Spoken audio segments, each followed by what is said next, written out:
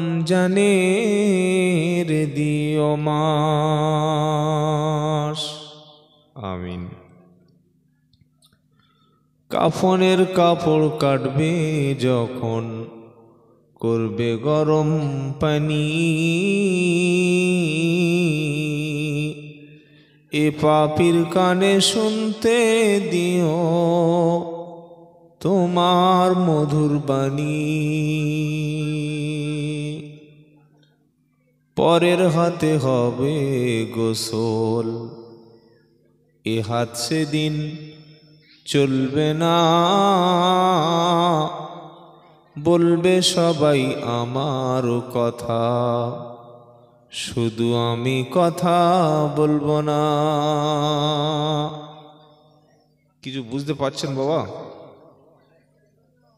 ঠান্ডায় আমাদের অবস্থা খারাপ হয়ে গেছে। ঠান্ডা আর কোথায় দেখেছেন? গতকাল ছিলাম আসামে। আসামের একটা বিখ্যাত মন্দির আছে, কামাখ্যা মন্দির, নাম শোনেন নাই? ওটা হচ্ছে কামরূপ জেলা। এয়ারপোর্ট থেকে প্রায় 47 কিলোমিটার রাস্তা। ওদের এত করে বললাম যে একটু আপনারা আগে ব্যবস্থা করবেন, তুলল সেই রাত 11:30, 2টো পর্যন্ত বলতে হবে। কি ভয়ঙ্কর ঠান্ডা! কিন্তু ঠান্ডা হলে কি হবে? আসামের মানুষ যা দেখলাম, তাদের জলসা শোনার, কোরআন হাদিস শোনার মন মানসিকতা অনেক বেশি, আলহামদুলিল্লাহ। এখানে যে বেশি নয় তা বলবো না, সবাই এসেছেন উদ্দেশ্য নিয়ে, এসে বিভিন্ন কাজে শয়তানের ধোকায় ফেঁসে গেছে। কেউ চায়ের দোকানে, কেউ পানের দোকানে, কেউ বিড়ির দোকানে। লটারির টিকিট নেই নাকি? লটারির টিকিটটা নেই, ওটা সকালবেলা যা হওয়ার হয়ে গেছে, তাই তো? আর আত্মীয় স্বজন যারা এসেছে ওরা জানে ভাড়া ভাইয়ের বাড়ি মাংস যা খেয়েছি, একদম সকাল পর্যন্ত একটা ঘুম দিলে ব্যাস, তার 2 দিন পরে বাড়ি যাবে। কোথায় গিয়েছিলে ভাই? জলসা শুনতে। কি শুনলে? কি আর শুনবো, সব মুখস্থ আছে। বলে না? যারা বলছে সব মুখস্থ আছে, খালি ওদেরকে জিজ্ঞাসা করুন যে বাপের জানাজার নামাজ তো ভাই তুমি পড়বে? নামাজ না পড়াতে পারো, জানাজার নামাজটা তো পড়তে হবে। তো জানাজার নামাজের মাঝখানে কটা দোয়া আছে ভাই একটু বলো দেখি। তখন দেখবেন বলে দাঁড়া একটু পেশাব করে আসি। এটা হচ্ছে আমাদের শিক্ষার চরম অবনতি।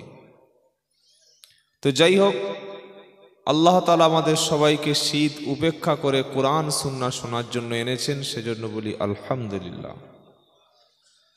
আমার এই কমিটির ছেলেরা বলছিলেন এখানে কিন্তু এরকম হওয়ার কথা ছিল না, হওয়ার কথা ছিল 1 জানুয়ারি। কি হওয়ার কথা ছিল বলেন? 1 জানুয়ারি। কি হওয়ার কথা ছিল? 1 জানুয়ারি নয়, 1 জানুয়ারি। মানে বাপের যেটা সবচাইতে জানোয়ার ছেলে যেটা, ওটাই 1 জানুয়ারি পালন করে। ভালো মানুষের দ্বারা এই সমস্ত কাজ হয় না। কথা বুঝেছেন না বোঝেন নাই? তো আল্লাহ তাআলা ছেলেদেরকে হেদায়েত করলেন।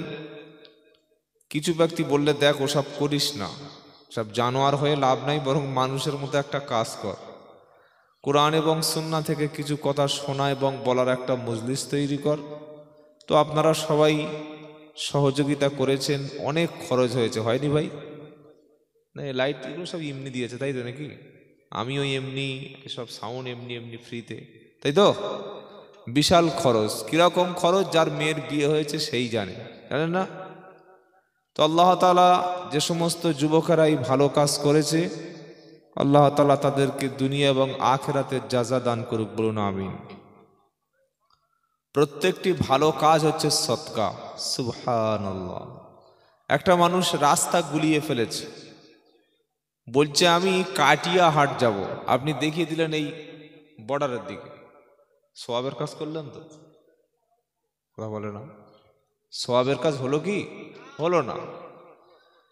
পথ দেখিয়ে দেওয়া মানুষকে সওয়াবের কাজ।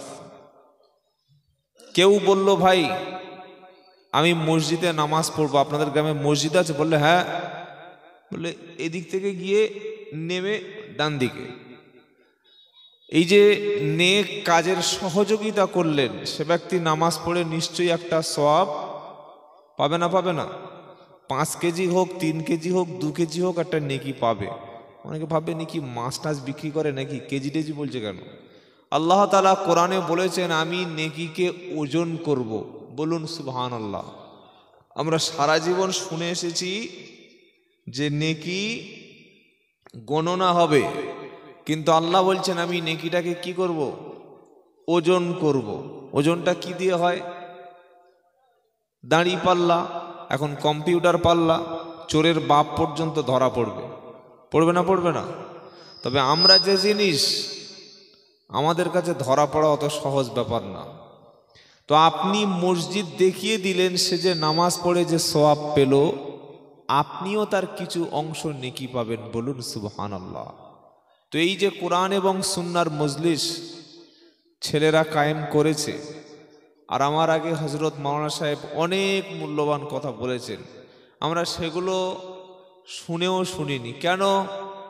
ঘরের মুরগি জবাই করলে সেই টেস্ট পাওয়া যায় না যেটা বাজার থেকে 150 টাকা কেজি বাট ফুলো মাল কিনে এলে খেলে ভালো লাগবে। কি বুঝলেন? বারবার প্রচার হচ্ছে মুরগি খেলে বার্ড ফ্লু হবে, বলছে না, রোগ আছে। তারপরে আমরা সেটাকে পিষিয়ে খাচ্ছি। কেন? ওটা টাকা দিয়ে কেনা মাল, ঝুলিয়ে আনা মাল। আর ঘরের মুরগিটা তেমন একটা টেস্ট লাগে না। কেন লাগে না? ঘরের মাল, তাই তো। তোমার আগে যিনি হযরত আলোচনা করেছেন, কোরআন এবং সুন্নাহ দিয়ে অনেক অনেক মূল্যবান কথাগুলো তিনি বলেছেন। যারা শুনেছেন, আল্লাহ তাআলা এই কথাগুলি আমাদের জীবনে আমল করার তৌফিক দিক। বলুন আমিন। প্রথমে প্রশংসা করব আল্লাহর। কার প্রশংসা? আল্লাহর। তার প্রশংসা করলে তিনি আরো বাড়িয়ে দেবেন। সুবহানাল্লাহ। তার প্রশংসা না করলে তার কোনো যায় আসে না। যায় আসে? আপনি যদি আল্লাহর প্রশংসা না করেন, আল্লাহর কি কোনো ক্ষতি হবে? কিচ্ছু হবে না। প্রশংসা করলে আল্লাহর লাভও হবে না। অমাই ইয়াশকুর ফাইন্নামা ইয়াশকুরু লিনাফসি, 21 পারা, সূরার নাম লুকমান। হযরতে লুকমান হাকিম তিনি তার সন্তানকে বলছে, যে ব্যক্তি আল্লাহর শুকরিয়া আদায় করে সে নিজের জন্যই করলো। সুবহানাল্লাহ। তো আল্লাহর প্রশংসা করি, তিনি আমাদেরকে এখানে এনেছেন।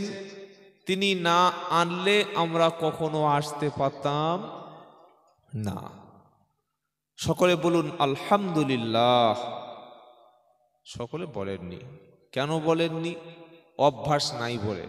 দেখবেন কিছু মানুষ আছে ইমাম সাহেবকে দেখলে সালাম দেয়, আসসালামু আলাইকুম হুজুর, ভালো আছেন তো, এমন করে দূর থেকে সালাম ছুড়ে দেবে, একদম 100 মিটার দূর থেকে। এই ব্যক্তি কিন্তু জীবনে তার বাপকে সালাম দেয় না, মাকে দেয় না, স্ত্রীকে দেয় না, বিবিকে দেয় না, ভাইকে দেয় না। কেন?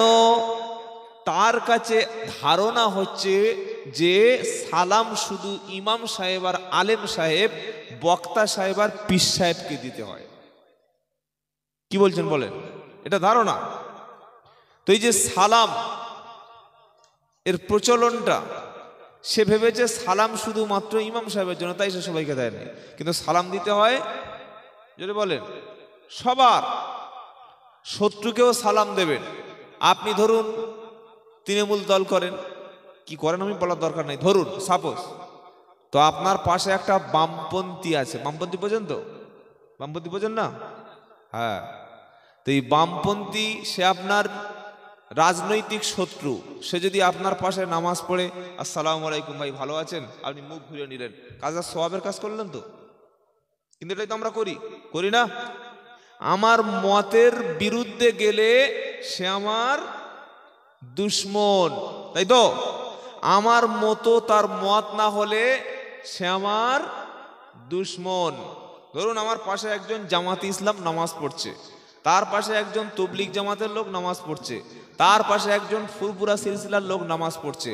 মোটামুটি 3 জন যে নামাজ পড়ছে, সালাম ফিরানোর পরে 3 জন 3 জনকে কি ভাবছে? এ জামাত ইসলামী করে, শালা পাকা খারেজি। তবলিগ জামাতের লোক মনে করছে ফুরফুরা পীর সাহেবের মুরিদ, সে পীর মানেই ভণ্ড।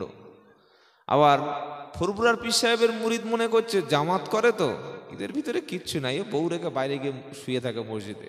এই যে দূরত্বটা তৈরি করেছি সমাজ, ইসলাম কিন্তু এই দূরত্ব তৈরি করেনি। যিনি কলেমা পড়েছেন তিনি হলেন আমাদের ভাই। একবার জোরে কি সুবহানাল্লাহ বলা যাবে? আলহামদুলিল্লাহ কেন বলতে পারলাম না? সেই অভ্যাসটা তৈরি হয়নি।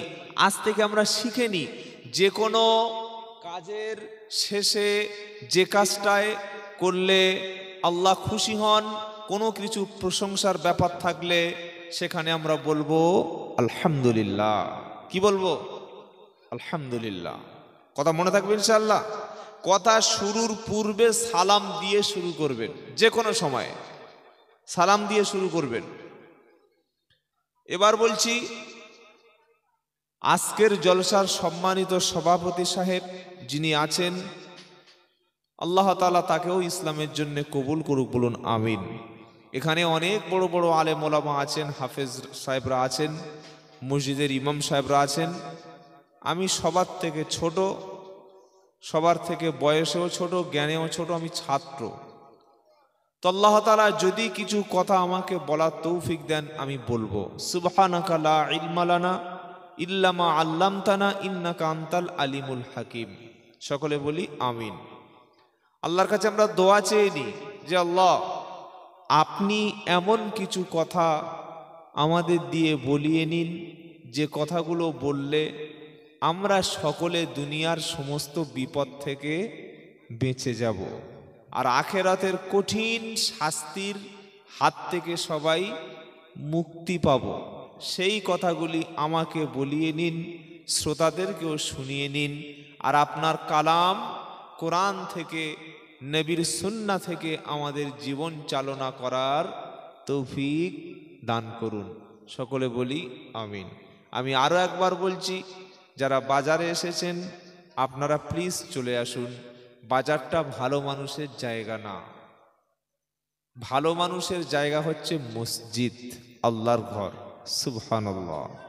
যাদের দুনিয়াতে মসজিদে পাওয়া যায়, আখেরাতে তাদেরকে কোথায় পাওয়া যাবে ভাই বলেন? পরিষ্কার হিসাব। যাদের দুনিয়াতে মসজিদে পাওয়া যাচ্ছে, আখেরাতে তাদেরকে জান্নাতে পাওয়া যাবে। যাদেরকে দুনিয়াতে আলেম উলামাদের সোহবতে পাচ্ছেন, আখেরাতে তাদেরকে নবীর সোহবতে পেয়ে যাবে। সুবহানাল্লাহ বলার দরকার ছিল এখানে? আচ্ছা। যাদেরকে দুনিয়াতে কোরআনের সাথে বসতে দেখছেন, আখেরাতে কিয়ামতের দিন সাহাবাদের সঙ্গে তাদেরকে বসতে দেখবেন, বলুন সুবহানাল্লাহ। যাদেরকে দুনিয়াতে লটারির টিকিটের সামনে ঘুরতে দেখছেন, কিয়ামতের দিন তাদেরকে আগুনের সামনে ঘুরতে দেখবেন। যাদেরকে দুনিয়াতে সিনেমা হলের মধ্যে দেখছেন, আখেরাতে তাদেরকে আগুনের হলের মধ্যে দেখবেন। যাদেরকে দুনিয়াতে কোনো কাজ নাই, বাজারে যায়, এরকম মুসলমান আছে না নাই? কোনো কাজ নাই। সকালে উঠে একবার, আমার তো বাড়ি চাম্পাহাটিতে, বারাইপুরে, তো আপনি যাবেন দেখে আসবেন, কোনো কাজ নাই, সকালবেলা চাম্পাহাটি বাজারে চলে গেছে, আবার বিকালে কোনো কাজ নাই চলে গেছে। ভাই, যে টাইমটা আমরা বাজারে সময় নষ্ট করি, এই প্রতিদিন 10 মিনিট 20 মিনিট আধ ঘন্টা যদি ইমাম সাহেবের সঙ্গে বসে একটু আমরা কিছু আলোচনা করতাম, ইমাম সাহেব কি আপনাকে খুব ঠকিয়ে দিত? দিত না। ইমাম সাহেব আপনার সঙ্গে কোনো ব্যবসা নিয়ে কথা বলতো না। ইমাম সাহেব আপনার কাছে জমির দালালি করার কথা বলতো না। ইমাম সাহেব আপনার কাছে কোনো রাস্তার কন্ট্রাক্টরি নিয়ে কথা বলতো না। বরং ইমাম সাহেবের কাছে বসলে আপনাকে জান্নাতের রাস্তাটা দেখিয়ে দিত, বলুন সুবহানাল্লাহ। সিদ্ধান্ত আপনার, আগামী কাল থেকে কোথায় বসবেন সেটা আপনারা সিদ্ধান্ত করে নেবেন। কারণ যারা এসেছেন, কেউ আমাদের মধ্যে এখন আর মূর্খ নাই। কথা বুঝেছেন বাবাজি? এখন ছোট্ট ছোট্ট ছেলেরা যা পাকামাল তৈরি হয়েছে, এদের সামনে কথা বলা মুশকিল। বাপের ভুল ধরছে, ধরেন আপনাদের ভুল, কথা বলে বাপের ভুল ধরছে, ধরে না, ছেলে বাপের ভুল ধরছে, ছাত্র শিক্ষকের ভুল ধরছে, বলছে বাপ তুমি কিছু জানো? তুমি কম্পিউটার জানো? বাপ বলছে কম্পিউটারটা ওই কোন মিষ্টি, মিষ্টি, ওটা একটা কম্পিউটার।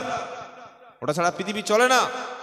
তুমি ওসব কম্পিউটার জানো না, মোবাইল জানো না, ল্যাপটপ জানো না, গুগল জানো না, ইউটিউব, ফেসবুক, টুইটার কিচ্ছু জানো না, সোশ্যাল মিডিয়া সম্পর্কে কোনো কনসেপশন নেই। বসো।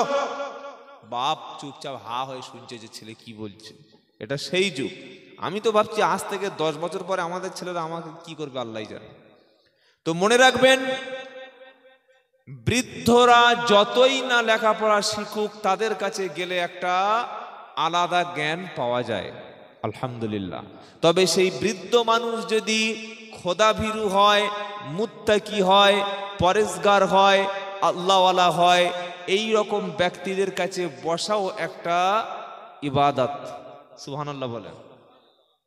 নবী বলেছেন, যে ব্যক্তি বৃদ্ধদের সম্মান করে না, ছোটদের স্নেহ করে না, লাইসা মিন্না, সে আমাদের উম্মত নয়। সে আমাদের উম্মত নয়। আমাদের দুটি জায়গায় মার খেয়ে গেছি। এই জায়গায় বাচ্চাদের আমরা ভালোবাসি না। একটা বাচ্চা যদি মসজিদে যায়, তার সঙ্গে যে আচরণ মসজিদের মুসাল্লিরা করে, এই আচরণ যদি সমাজ এরকম থাকে, মসজিদে মুসাল্লি পাওয়া যাবে? যাবে না। এই কারণে খালি মসজিদে গিয়ে দেখবেন ফজরে 4 জন, জোহরে 6 জন, আসরে 5 জন, মাগরিবে 6 জন, আর এসার সময় 2.5 জন। 2.5 জন মানে ইমাম মুয়াজ্জিন একটা ছোট 6 বছরের ছেলে, মানে 2.5 জন। কেন এই মসজিদগুলির করুণ দশা? কেন আমরা মসজিদে মানুষকে আনার চেষ্টা করছি না? আর 2 নম্বর হলো, যে সমস্ত বাচ্চারা, শিশুরা 10 বছর 12 বছর প্রাইমারি স্কুলে পড়ে, তারা যদি মসজিদে নামাজ পড়তে আসে, যে আচরণ তাদের সঙ্গে করা হয়, এই আচরণ গরু ছাগলের সঙ্গে করা হয় না। এরকম পরিস্থিতি হলে ছেলেরা মসজিদে আসবে তো? কথা বোঝার চেষ্টা করবেন। আল্লাহ তাআলা আমাদের সবাইকে দ্বীন এবং ঈমানের উপর চলার তৌফিক দান করুন, বলুন আমিন। তো চলুন বক্তব্য শুরু করা যাক, নাকি নাকি বলছেন? আলহামদুলিল্লাহ। দেখি আপনারা কারা কারা বক্তব্য শুনবেন, একটু তাকবীর দিন তো। নারায়ে তাকবীর। এত ভোল্টেজ আপনাদের, সুবহানাল্লাহ। এটা ঈমানের ভোল্টেজ। কিসের ভোল্টেজ? জোরে বলেন না। যার ঈমান যত বেশি, তার তাকবীরটাও তত বেশি। প্রচন্ড ঠান্ডা, পানিতে হাত দিতে চায় না। অনেকে গোসল করা ছেড়ে দিয়েছে, জানেন না? 4 দিন 5 দিন গোসল করে না। কি করছে? বডি স্প্রে ব্যবহার করছে। টাই, কোট, বুট, স্যুট, শু, মোজা, বেল্ট পরে কি হলো? এই যে বুঝতে পারেন নাই, বডি স্প্রে। 4 দিন 5 দিন গোসল নাই, লোক ধরতে পারবে না। কিন্তু ফেরেশতারা তো ধরতে পারবে, পারবে না?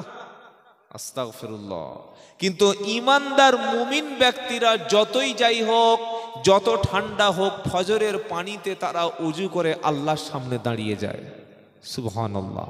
যারা ফজরে ঠান্ডা পানিতে ওযু কিংবা গোসল করে আল্লাহর সামনে দাঁড়িয়ে যায়, কিয়ামতের দিন আল্লাহ তাআলা তাদেরকে অপমান করবেন না। আর যারা দাঁড়াতে পারে না আল্লাহর সামনে, কিয়ামতের দিন সবচাইতে অপমান তারা। ইয়াউমা ইকুশাফু আন সাকিউ ওয়া ইউদআউনা ইলাস সুজুদি ফালা ইয়াস্তাতিউন খাশিয়াতান আবসারুহুম তারহাকুহুম দিল্লাহ। 29 পারা সূরা কলামের 42 নম্বর আয়াতে বাঁদিকের পৃষ্ঠার মিডিল পয়েন্টের একটা লাইন উপরেতে, কিয়ামতের দিন সবচাইতে অপমান তারা হবে। ইয়াউমা ইকুশাফু আন সাকিউ ওয়া ইউদআউনা ইলাস সুজুদি ফালা ইয়াস্তাতিউন। সমস্ত মানুষদেরকে আল্লাহ কিয়ামতের দিন তার সামনে সেদিন দাঁড় করাবে। দাঁড় করিয়ে আল্লাহ সেদিন একবার সেজদা করতে বলবে। দুনিয়াতে সেজদা দিয়েছিল যারা, দুনিয়াতে আল্লাহর সামনে মাথা এবং ঘাড় কোমরটাকে নিচু করেছিল যারা, তারা সেজদায় সেদিন পড়ে যাবে। আর এই সেজদার অবস্থা দেখে আল্লাহ ঈমানদার ব্যক্তিদেরকে জান্নাতে যাওয়ার সার্টিফিকেট প্রদান করবে। তুলবে, জোরে বলো সুবহানাল্লাহ। তবে এক শ্রেণীর মানুষ খাশিয়াতান আবসারুহুম তারহাকুহুম দিল্লা, সেদিন লজ্জায় মাথাটা নিচু হবে, চক্ষুটা সেদিন নিচু হবে, মাথা তুলতে পারবে না। তারা ভাববে রব্বানা দুনিয়াতে কেন আমরা মাথা নিচু করলাম না, আজকে পয়সা আছে বলে মসজিদে মাথা নিচু হচ্ছে না, দামি ঘর করে নিয়েছি বলে আল্লাহর সামনে মাথা নিচু করছি না। সেদিন সবাই মাথা তুলে দাঁড়াবে, তোমার মাথা সেদিন নিচু হবে, ঠিকানা শেষে হবে বেনামাজির জাহান্নাম। অপমান যদি আল্লাহর সামনে না হতে চাও, জিল্লাতি আর অপমান কাকে বলে কিয়ামতের দিন সেদিন বুঝতে পারবে। এ অপমান যদি আখিরাতে না হতে চাও, এখনো সময় আছে, ওযু করে ভালো কাপড় পরে দিনে 5 বারও আল্লাহর সামনে দাঁড়িয়ে যাও। যাবো ইনশাআল্লাহ? ইনশাআল্লাহ তো বলেন না, ইনশাআল্লাহ বললে তো আর কারোর অ্যাকাউন্ট থেকে টাকা মাইনাস হবে না ভাই। যদি অপমান না হতে হয় তাহলে তৈরি হন। কেউ যদি মনে করে হুজুর কিসের অপমান, আমার তো ইমাম সাহেব আছে, মরে যাওয়ার 40 দিন পরে 40,000 টাকার গরু জবাই হবে, 250 লোক খাবে, 2 কেজি দানা এনে 1,24,000 বার কলেমা শরীফ পড়বো, ওতেই আল্লাহ আমাকে জান্নাত একটা দিয়ে দেবে। জোরে বলুন সুবহানাল্লাহ। সুবহানাল্লাহ, তাই তো। যে সারা বছর পড়েনি, পরীক্ষাও দেয়নি, নামও রেজিস্ট্রেশনে আসেনি, এই হতভাগাকে কোনো মন্ত্রী সুপারিশ করলে কি চান্স পাবে? হবে? Not allow. কি বলছেন বলেন? অনেক বেনামাজি ধারণা নামাজ না পড়লে কি হবে, আমারও ঈমান কখনো নষ্ট হয় না। বিয়ে না করে ছেলে দাবি করা যেমন বোকামি, নামাজ না পড়ে ঠিক ঈমানদার দাবি করা তেমনটা হারামি। কথা বুঝেছেন না বোঝেন নাই? বিয়ে করেনি বললে আমি ছেলের বাপ, কোথায় পেয়েছে? ওইভাবে হয়েছে। কোন ভাবে? যেভাবে হয়। এটা হালাল না হারাম? কথা বলেন। ছেলে হবে, ফুটফুটে মাল হবে, সিজারের মাল হবে, কিন্তু ওটা হালাল হবে না, হারাম হবে। কথা বুঝেছেন বাবাজি? বিয়ে করে বৈধ সন্তানকে লুকিয়ে রাখতে হয় না, আর বিয়ে না করে অবৈধ সন্তানকে পাড়ায় মুখ দেখানো যাবে না। সকলে 5 ওয়াক্ত নামাজ পড়বো ইনশাআল্লাহ, বলেন ইনশাআল্লাহ। বিশেষ করে জলসার কমিটি যারা যুবক, আমি আব্দুল্লাহ জুবায়ের হাত দুটো ধরে বলছি, ভাই জলসা দিয়েছেন ভালো কথা, আগামী কাল থেকে আপনারাই মসজিদে আসবেন, আপনারা দায়িত্ব নিয়ে মসজিদ এবং সমাজ পরিচালনা করবেন ইনশাআল্লাহ। ইনশাআল্লাহ বলেন। যুবকদের দিয়েই সমাজ পরিবর্তন হবে। আমি বৃদ্ধদের অপমান করছি না, বৃদ্ধরা মাথার তাজ, তারা পরামর্শ দেবে, কিন্তু কাজের ময়দানে আগিয়ে আসবে কারা? যুবকেরা। নবী যুবকদের ভালোবাসতেন, বলুন সুবহানাল্লাহ। এইবার আমার মূল বক্তব্যে ফিরে যাই। বক্তব্যটা কি? আল্লাহ তাআলা পবিত্র কোরআনে একটা সূরা দিয়েছেন। 114টা সূরা আছে না কোরআন শরীফে? আছে না নেই? আছে। তার মধ্যে একটা সূরার নাম হচ্ছে সূরা ইউনুস। কি নাম বললাম? ইউনুস। নবীদের নামে অনেক সূরা আছে, যেমন সূরা ইউসুফ, সূরা ইউনুস। ইউনুস বলে নবী ছিল না? ছিল। ইউসুফ বলে একজন নবী ছিলেন। মারিয়াম, ঈসা আলাইহিস সালামের মা, তার নামে একটা সূরা দিয়েছে, সূরা মারিয়াম। সুবহানাল্লাহ। এই সূরা ইউনুসের মধ্যে এক শ্রেণীর, এই টিউটার টোনটা একটু বাড়ানো যাবে?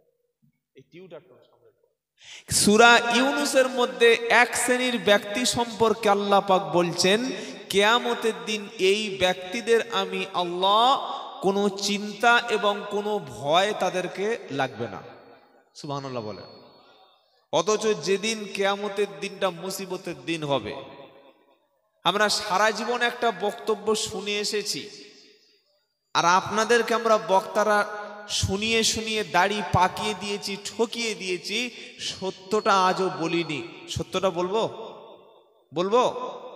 বক্তা সারা জীবন বলে গেছে, আলা ইন্না আউলিয়া আল্লাহি লা খাউফুন আলাইহিম ওয়ালা হুম ইয়াহজানুন। আয়াতটা এর আগে কোনোদিন শুনেছেন না নতুন শুনছেন? শোনেননি?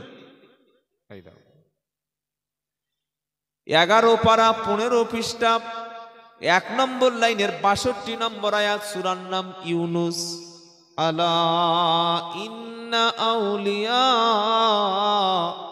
আল্লাহি লা খাউফুন আলাইহিম ওয়ালা হুম ইয়াহজানুন। জেনে রাখো নিশ্চয়ই আল্লাহর বন্ধু সমূহ যারা, দুনিয়াতে তাদের কোনো ভয় নাই, আখিরাতে তাদের কোনো চিন্তা নাই। জুড়ে বলেন। এবার কি চেনা চেনা লাগছে? কথা বলেন না। এবার চেনা চেনা লাগছে না? মনে হচ্ছে যে আত্মা শুনেছি কোনো জায়গায়। বক্তা বক্তব্য করে, বক্তা দাড়িও পেকে গেছে, শ্রোতা শুনে শুনে দাড়িও পাকিয়ে নিয়েছে, আসল মর্মটা এখনো পর্যন্ত উপলব্ধি করতে পারলাম না। বক্তা বলেছে নিশ্চয়ই জেনে রাখো আল্লাহর ওলি যারা, বন্ধু যারা, তাদের কোনো ভয় নাই, তাদের কোনো চিন্তা নাই। জোরে বলেন। এই বক্তব্য শুনেছেন তো? এইবার প্রশ্ন হচ্ছে এই জায়গায়, সূরা ইউনুসের 62 নম্বর আয়াতে আল্লাহ পাক বলছে আল্লাহর ওলি যারা, আল্লাহর বন্ধু যারা, তাদের কোনো ভয় নাই, তাদের কোনো চিন্তা নাই।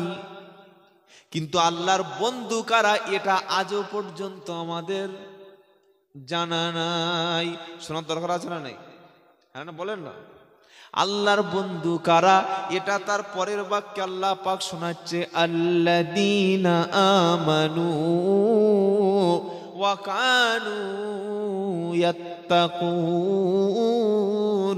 আল্লাহর বন্ধু হলো তারা, আল্লাহর উপরে ঈমান এনেছে যারা, ঈমান আনার পরে পরেজগার খোদাভীরু মুত্তাকি হয়েছে যারা, আল্লাহর ওলি হলো তারা। জুড়ে বলুন। তাদের উপকার সুসংবাদটা কি? তো লাহুমুল বুশরা ফিল হায়াতিদ দুনিয়া ওয়া ফিল আখিরা লা তাবদীলা লিকালিমাতিল্লাহ যালিকা হুয়াল ফাউজুল আযীম। দুনিয়ায় তাদের জন্য সুসংবাদ, আখিরাতে ওলিদের জন্য রয়েছে সুসংবাদ। সুবহানাল্লাহ। এটা হচ্ছে আয়াতের শব্দের ব্যাখ্যা। এবার মূল ব্যাখ্যায় চলুন। সারা জীবন শুনে এসেছি ভাই, ওলিদের কোনো চিন্তা নাই, ওলিদের কোনো ভয় নাই। বক্তাও বলেছে, শ্রোতাও মারহাবা দিয়ে প্যান্ডেল গরম করে দিয়েছে।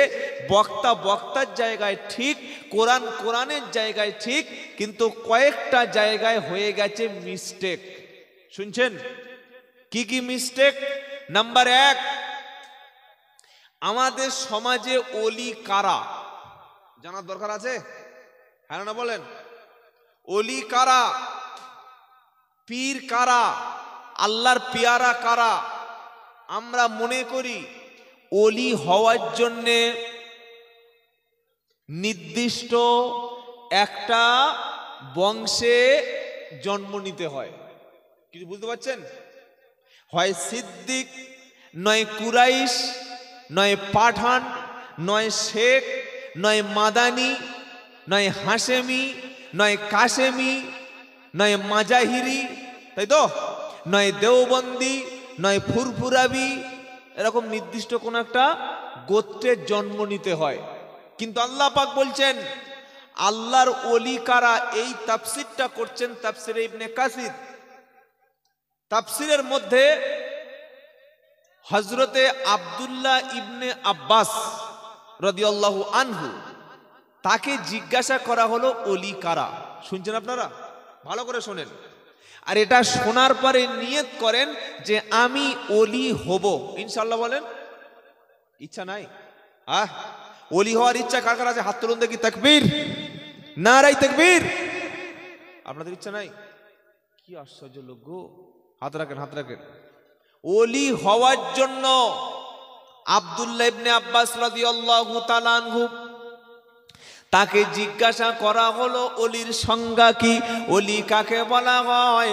আব্দুল্লাহ ইবনে আব্বাস রাদিয়াল্লাহু তাআলা আনহু তিনি বলেন, ওলি ব্যক্তির নিদর্শন দুনিয়াতে তারা আল্লাহর জিকির ফিকির, আল্লাহর ধ্যানে তারা ব্যস্ত থাকে। সুবহানাল্লাহ। কিসে ব্যস্ত থাকে? জোরে বলেন না। আল্লাহর জিকিরে। কাজ করে, ব্যবসা করে, বাণিজ্য করে, চাকরি করে, দোকান চালায়, তার মাঝখানে আল্লাহর জিকির। বলে না ওলি হলো তারা রিজালুল্লাহ তুলহিহিম তিজারাতু ওয়ালা বাইউন আও যিকরিল্লাহ ওয়া ইকামিস সালাতি ওয়া ইতাইজ যাকাতি ইয়াখাফুনা ইয়াওমান তাতাকাল্লাবু ফিহিল কুলুব ওয়াল আবসার।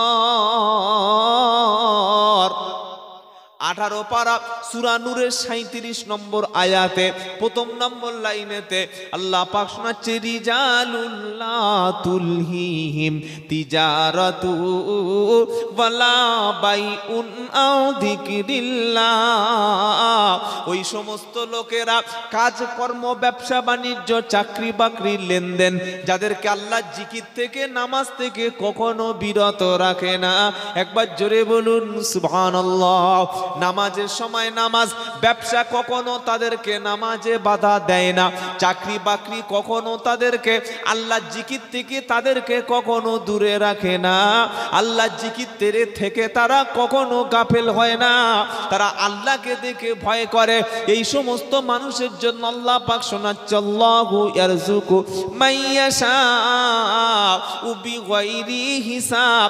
আল্লাহ তাদের জন্য বেহিসাব রিজকের ব্যবস্থা করে রেখেছে।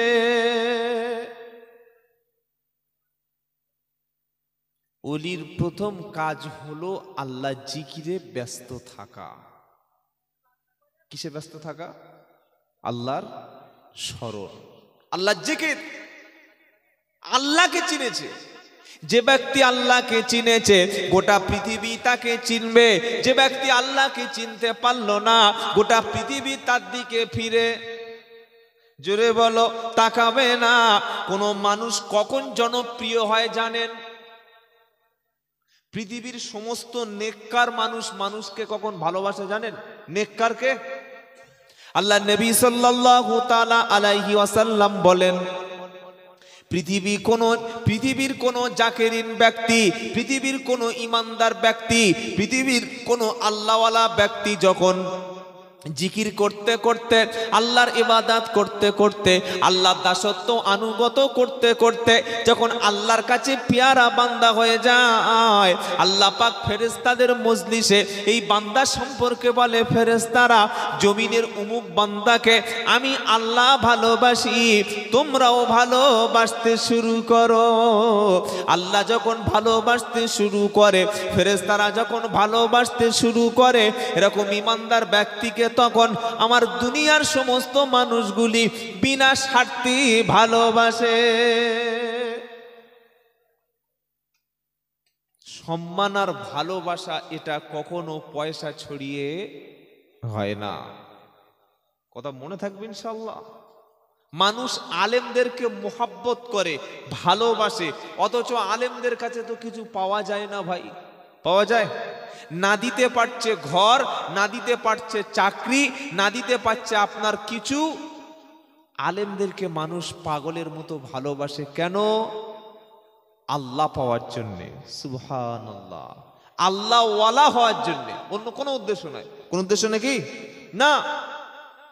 গ্রামের প্রধান সম্মানে অনারেবল, কিন্তু একজন যোগ্য ইমাম যে সম্মান পায়, সেই সম্মান প্রধান সাহেব, এমএলএ সাহেব পান না। এমএলএ বক্তব্য করতে গিয়ে ডান দিকে পুলিশ থাকে, বাম দিকে পুলিশ থাকে, সামনে গার্ড থাকে। এই বক্তব্যর মাঝে উল্টো পাল্টা বললে মাঝে মাঝে জুতো খাওয়ার ভয় আছে না নাই? আছে না? কিন্তু ইমাম সাহেব জুমার দিন যখন কথা বলে মানুষ মাথা নিচু করে শোনে। ইমাম সাহেবের খুতবার সময় কথা বলা দূরের কথা, কেউ যদি বলে চুপ, এই কথাটাও বলা হারাম। সুবহানাল্লাহ বলতে ইচ্ছা করলো না? কত সম্মান আল্লাহ আলেমকে দিয়েছে। সুবহানাল্লাহ। তো আল্লাহ পাক যখন কোন মানুষকে আসমানে ফেরেশতাদের মজলিসে ভালোবাসতে শুরু করে, দুনিয়ার মানুষ তখন সেই ব্যক্তিকে ভালোবাসতে শুরু করে। সুবহানাল্লাহ বলে। অনেকে বলবেন তাহলে নরেন্দ্র মোদীকে আল্লাহ ভালোবাসে, বলবে না? কথা বলে না, বলবে না, বলবে না? তাহলে ফেরাউন তো জনপ্রিয় ছিল, তাকেও লোক ভালোবাসে। এই বাংলাদেশের যে হাসিনা, গতকাল বাংলাদেশে ভোট হয়ে গেল ভাই, হয় নাই? আপনারা খবর রাখেননি? মানে একাই যা করছে পুরো দেশটা তাই মানতে বাধ্য। হাসিনা ছাড়া বাংলাদেশে আর কেউ নাই, যা করবে ওই একা। তো অনেকে তার ভক্ত আছে, তার মানে কি আল্লাহ হাসিনাকে ভালোবাসে? আল্লাহ নরেন্দ্র মোদীকে খুব ভালোবাসে। অনেকে তাহলে বলবেন, এই তো আপনি বললেন যে হুজুর পৃথিবীর মানুষ তার ভালোবাসছে, মানে আল্লাহ ভালোবাসছে। আমি শুনিয়েছি আল্লাহওয়ালা খোদাভীরু ব্যক্তি, ওলামায়ে কেরাম খোদাভীরু মুত্তাকি ব্যক্তি, ঈমানওয়ালা যখন কাউকে ভালোবাসবে, বেঈমান মুশরিকদের কথা না, আল্লাহওয়ালা ব্যক্তিকে যখন কেউ ভালোবাসবে, প্রথমে আসমান থেকে আল্লাহ ফেরেশতাদের মজলিসে তাকে ভালোবাসার ঘোষণা দিয়ে দেন। বলুন সুবহানাল্লাহ। এটা কারা? আল্লাহ জিকিরকারী ব্যক্তি। এবার আল্লাহ নবী সাল্লাল্লাহু আলাইহি সাল্লামকে জিজ্ঞাসা করা হচ্ছে, নবীকে ওলি কারা? প্রথমে সাহাবাকে জিজ্ঞাসা করা হলো, এবার কাকে জিজ্ঞাসা করা হচ্ছে? নবীকে, যে ওলি কারা? আল্লাহ নবী সাল্লাল্লাহু আলাইহি সাল্লাম বললেন, ওলি বান্দা সারাক্ষণ সর্বদা আল্লাহর জিকিরে মশগুল থাকিবে। সুবহানাল্লাহ। কাজ করবে, ব্যবসা করবে, বাণিজ্য করবে, নামাজ থেকে যখন ফারিগ হয়ে যাবে, ফাইদা কুদিয়াতিস সালাতু ফান্তাশিদু ফিল আরদ ওয়াবতাগু মিন ফাদলিল্লাহ ওয়াযকুরুল্লাহা কাসীরান লাআল্লাকুম তুফলিহুন। 28 পারা সূরা জুমা 10 নম্বর আয়াত 9 নম্বর আয়াতে আল্লাহ পাক শোনাচ্ছে, যখন নামাজটা হয়ে গেল, সালাম ফিরিয়ে দেওয়া হলো, মানে নামাজ কমপ্লিট হয়ে গেল, তুমি জমিনেতে ছড়িয়ে পড়ো, জমিনেতে তুমি চাকরি করো, ব্যবসা করো, বাণিজ্য করো। নামাজ যখন হয়ে গেল, আমি আল্লাহ তোমার জন্য জমিনে হালাল রুজি ছড়িয়ে রেখেছি, হালাল রুজির বন্দোবস্ত করেছি। হালাল রুজি তুমি অন্বেষণ করো, আর হালাল রুজি অন্বেষণ করতে গিয়ে জানো তুমি আমার জিকির থেকে কখনো ভুলে যেও না। কাজের ফাঁকে আল্লাহ জিকির। সুবহানাল্লাহ। হাত চলবে কাজে, জিকির করবে জিহবা আল্লাহর, চোখ চলবে কাজে, জিহবা জিকির করবে আল্লাহর, পা চলবে ড্রাইভিং এর জায়গায়, জিহবা চলবে তখন আল্লাহ স্মরণে, রাস্তায় কাজ হবে, জিহবা আল্লাহ স্মরণ করবে। এরকম জাকেরিন বান্দা হলো 1 নম্বর আল্লাহর ওলির নিদর্শন। সুবহানাল্লাহ বলে। যার কাছে বসলে কখনো জিকিরের কথা শেখায় না, যার কাছে বসলে কোরআনের আয়াত শেখানোর কোনো কথা যার মুখে নাই, যে মজলিসে বসলে আল্লাহ জিকির আল্লাহর কথা স্মরণে হয় না, যে মজলিসে বসলে জাহান্নামের কথা কখনো মনে পড়ে না, যে মজলিসে বসলে জান্নাতের কথা মনে পড়ে না, যে মজলিসে বসলে অন্তরটা নরম হয় না, যে মজলিসে বসলে কখনো কোনোদিন আখিরাতের কোনো শব্দ সেখানে উচ্চারণ হয় না, ওটা যত বড় মার্কা মারা ব্র্যান্ডেড থাক না কেন, ওটা কখনো খাঁটি ওলি না। কথা বুঝেছেন না বুঝেন নাই? হাক্কানি ওলি পীরের কাছে বসলে সেখানে অবশ্যই কোরআন শেখানোর কর্মসূচি থাকে। হাক্কানি ওলির বাড়িতে গেলে সেখানে অবশ্যই মানুষদেরকে আল্লাহ চিনিয়ে দেবে। হাক্কানি ওলির কাছে গিয়ে বসলে বাড়িতে ফেরার সময় অন্তরটা পরিবর্তন হবে। হাক্কানি ওলির কাছে গিয়ে বসলে পরের দিন থেকে দাড়ি চাঁচতে কষ্ট হবে। হাক্কানি ওলির কাছে, ওলির পীরের দরবারে গিয়ে তার সঙ্গে সহবতে মিশলে কোনো মুরিদি জীবনে গুটখা শুনে কিন্তু অনেকে রেগে যায়, 2-1 পিস খাই, আপনি কি বলছেন? কি বুঝলেন বলেন? হাক্কানি পীরের মুরিদ কখনো গাঁজা বিক্রি করে না। হাক্কানি পীরের দরবারে কখনো দাড়ি চাচা মুরিদ পাওয়া, এটা কিন্তু কোনো কেউ বলবে না, আমি বলে যাচ্ছি। কেন বললেই তো 12টা বেজে যাবে। এই বাবাজিরা, দাদা হুজুর রহমতুল্লাহর হাতে হাত দিয়ে যারা মুরিদ হয়েছেন তারা সারা পৃথিবীতে, সারা বাংলায় একটা একটা খলিফা হয়ে গেছেন। বলুন সুবহানাল্লাহ। সেই পীর আমরা হারিয়ে ফেলেছি, সেই ওলি হারিয়ে ফেলেছি। আজকে যারা বুকে হাত চাপড়ে, কিছু মনে করবেন না, সত্যটা আমাকে বলতেই হবে। আচ্ছা, আপনাদের এলাকায় কলম পাওয়া যায় কি? দোকানে কলম, পেন, PEN পাওয়া যায় না? 10 টাকার কলম আছে, 3 টাকার কলম আছে, 5 টাকা পিসের কলম আছে। আবার ট্রেনের মধ্যে উঠবেন 12 টাকায় 10টা, কি আছে না নাই? আবার দুটো রিফিল ফ্রি, খালি নিচ্ছে আর মারছে ঘাম করে। ভাই মেরে দেখো মাল ঠিক আছে, কিন্তু দোকানে গিয়ে বলেন যে ভাই ও তো 10 টাকার 12 টাকার 10টা দিচ্ছে, 5টা রিফিল ফ্রি দিচ্ছে, তো তুই ভাই 10টা নিচ্ছিস, ওই একবার ঠুকে দেখি দেয়ালে, ঠুকতে দেবে? কি বুঝলেন? অরিজিনাল মাল কখনো ঠোকাঠুকি করে না। কি বুঝতে পারলেন বলেন? তো যারা বাজারে নিজের নামে অ্যাড দিচ্ছে, নিজের দলের নামে অ্যাড দিচ্ছে, আমরাই খাঁটি ঘি বিক্রি করি, আমাদের কাছে খাঁটি পীর পাওয়া যায়, যদি তার কাছে কুরআন সুন্নাহ না থাকে, এটা কখনো খাঁটি ঘি, খাঁটি পীর না। কথা মনে থাকবে ইনশাআল্লাহ। নবী বলছেন ওলি হচ্ছে সে যে ব্যক্তি আল্লাহর জিকিরে সর্বদা মশগুল থাকে। বলুন সুবহানাল্লাহ। ভাই সত্যটা জানা লাগবে। খাঁটি পীর কখনো তাবিজের কোটো নিয়ে মুরিদের কাছে ব্যবসা করে না। ইমামে আজম আবু হানিফা ছিলেন খাঁটি ওলি। বলুন সুবহানাল্লাহ। তার মৃত্যু হয়েছে মসজিদে নয়, মৃত্যু কোনো দরবারে হয়নি, কোনো জলসায় হয়নি, গ্রামে হয়নি, তার মৃত্যুটা হয়েছে জেলখানার মধ্যে। আল্লাহু আকবার, আল্লাহু আকবার। কোন ইমামের ফলো করেন? মুখে বলছেন হানাফি, মুখে বলছেন ইমাম আজম আবু হানিফাকে ভালোবাসি, কিন্তু আবু হানিফাকে ভালোবাসতে গেলে তো ভাই জেল খাটা লাগে। কি বুঝলেন বলেন? বাদশা যখন তার মতের সঙ্গে একমত হলো না, ইমামে আজম আবু হানিফা রহমতুল্লাহ আলাইকে জেলখানার মধ্যে নিক্ষেপ করা হলো। আল্লাহু আকবার। কত বড় যুগের ইমাম, শ্রেষ্ঠ, যিনি অসংখ্য সাহাবাকে দর্শন করেছেন। বলুন সুবহানাল্লাহ। এই রকম ইমাম চলে গেল জেলখানায়। একদিন, দুদিন, 3 দিন, 4 দিন, 5 দিন, 10 দিন না, কোনো চুরি কেসে না, কোনো ধর্ষণ কেসে না, কোনো মিথ্যা মামলায় না, বরং বিচারকের রাষ্ট্রপ্রধানের সঙ্গে একমত না হওয়ার কারণে রাষ্ট্রপ্রধান বলল তোমাকে প্রধান বিচারপতির দায়িত্ব পালন করতে হবে। ধরুন এই কটা যে কজন আপনারা বসে আছেন, গ্রাম থেকে কারোর নামে যদি প্রস্তাব আসে যে একে আমাদের গ্রামের প্রধান বানাবো, সে আনন্দ করবে না? করবে না? এই প্রধান বিশাল ব্যাপার। গ্রামের নেতা বানানে, মোড়ল বানানে ওয়ালাকে আনন্দে তখন আটকানা হয়ে যায়, আমি নেতা। ইমামে আজম আবু হানিফাকে প্রস্তাব দেওয়া হলো যে আপনাকে এই রাষ্ট্রের প্রধান কাজী বানানো হবে, প্রধান বিচারপতি বানানো হবে। ইমামে আজম তিনি অ্যাকসেপ্ট করলেন না। সুবহানাল্লাহ বলতে ইচ্ছা করে না? এখন তো পৃথিবীতে পদের লড়াই চলছে। কিসের লড়াই? পদ। সাধারণ মানুষ মার খাচ্ছে 2 জায়গায়, এক রাজনৈতিক জাঁতা কলে আর এক ভণ্ড পীরের গেঁড়া কলে। হাক্কানি পীর কখনো মুরিদদের নিয়ে দল করে না। কি বলছেন বলেন আপনারা?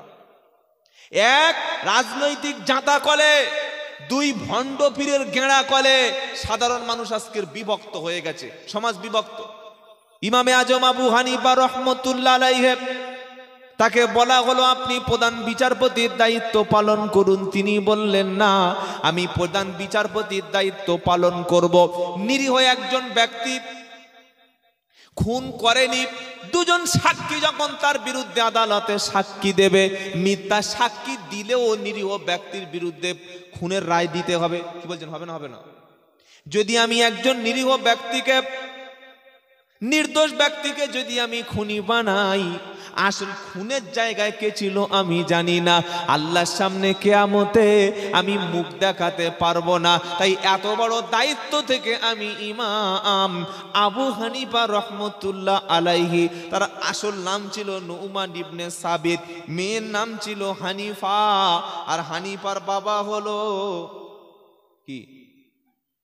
হানিফার বাবা কি? আবু হানিফা, জানেন না? আসল নাম হলো নুমান ইবনে সাবিত। তিনি বলল, প্রধান বিচারপতির দায়িত্ব আমি পালন করতে পারবো না। এটাই ছিল আসল হানাফিদের নমুনা। পদের জন্য, দরবারের জন্য, বিশাল বড় নামের জন্য কখনো মারামারিতে লিপ্ত হয় না। এটা খাঁটি মুমিনের ছিল নমুনা। জোরে বলো সুবহানাল্লাহ। আল্লাহর নবী পাক সাল্লাল্লাহু আলাইহি সাল্লাম বলল, ওলি হলো সে আল্লাহর জিকিরে সর্বদা মশগুল থাকে, কখনো মানুষের গীবত করে না, কখনো মানুষকে কাফের বলে ফতোয়া দেয় না, কখনো মানুষকে জাহান্নামের রাস্তা দেখায় না, বরং নিজের জমি জায়গা বিক্রি করে মানুষকে দ্বীন ইসলাম শিক্ষা দেয়, নিজের জমি জায়গা বিক্রি করে সমাজে মাদ্রাসা প্রতিষ্ঠা করে, নিজের অর্থের দিকে তাকায় না, জনগণকে সঠিক পথ দেখায় যারা, খাঁটি ওলি খাঁটি পীর হলো তারা। সুবহানাল্লাহ। তো আল্লাহ পাক শোনাচ্ছে, শোনো, আমার ওলিদের কোনো ভয় নাই। যখন বক্তা চোখ বুজিয়ে বলেছে ওলিদের কোনো ভয় নাই, আপনাদের ঠকাবো না ইনশাআল্লাহ, খেয়েছি, পয়সাও কিছু পেয়েছি আর পাবো, ঠকিয়ে গেলে মার আমাকে খেতে হবে। যখন বক্তা বলেছে ওলিদের ভয় নাই, তখন সাধারণ জনগণ লাভ দিয়ে নারাই তাকবীর ঠেলে উঠেছে। আরে ভাই, বক্তা কি বলছে আগে সত্যটা শোন, পুরো বাক্যটা কমপ্লিট করতে দে। বক্তা বলছে ওলিদের কোনো ভয় নাই, কিন্তু সাধারণ মানুষ তোমার কি হবে সে বিষয়ে তোমার তো কোনো জ্ঞান নাই। কিছু বলেছে সাধারণ মানুষ সম্পর্কে? বলেনি। আল্লাহ এবার আসল কথাটা বলে দিচ্ছে, শোনো, ওলি কারা, ওলিদের ভয় নাই কেন বলেছে? আল্লাহর নবী বললেন, কিয়ামতের দিন এক শ্রেণীর মানুষ তারা নবী এবং শহীদদের থেকে বেশি সম্মানের অধিকারী হবে। সুবহানাল্লাহ। আজকের পড়ে এসে আপনাকে বলছি, না পড়ে শুনে কথা ইনশাআল্লাহ ওলামার অন্তত বলে না। নবীরা জিজ্ঞাসা করবে, আল্লাহ এরা কারা? শহীদ এবং নবীদের চাইতে সম্মান যাদের বেশি, এরা কারা?